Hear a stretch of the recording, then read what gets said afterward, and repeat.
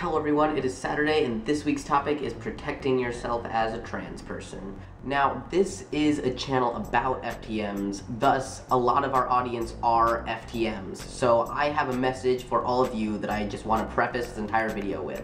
Hello FTMs. So to those of you who are read 100% as male, or who will be eventually one day read 100% as male, I am talking to you. This is something that all of you need to be aware of, you need to acknowledge it, you just need to know that this is a thing. Now I know this isn't taking into consideration things like bathrooms and people who know your past and strangers who shouldn't know finding out that you're trans, but if you are read as male on the street, whether it be day or night, whether you're in a group or if you're alone, whether it's a bad or good neighborhood, you are safer than a woman.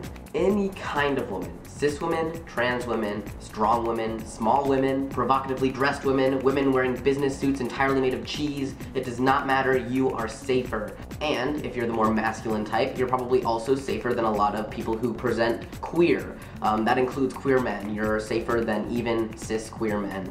To sum it up, unless you're walking down the street wearing a sign that says, "I'm a big transsexual," then you are safer if you are read as a straight male. Not only are you the safer one, but you actually become the person that a lot of women and androgynous people and queer presenting people are actually preparing to protect themselves from. So like Andy said, and like I will say, once you're read as male, people will cross the street at night just so they don't have to walk as close to you. People will sit on the opposite side of an empty subway car. People will have mini panic attacks when they hear your footsteps approaching them from behind a little bit too quickly. Deal with the information that I just gave you any way you want, but just you need to remember that it exists. I'm not gonna say like how this affects society or what it means to society that we're going to become the people that people are going to be afraid of, or like the privilege of men or what. It doesn't matter. Just you need to know that that's gonna happen if you start passing as male. Anyway, any trans person, doesn't matter what kind of trans person you are, none of us can fully avoid forever the extra risk that we have just for existing as trans people. There is always that possible situation that could happen where somebody will find out what that wasn't supposed to find out and doesn't take it well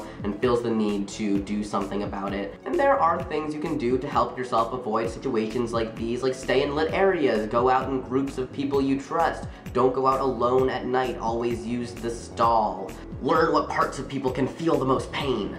But even so, we've seen the videos of trans people being attacked in lit, public, crowded areas where no one seems to care what's going on beyond whipping out their smartphone and taking a video to post online.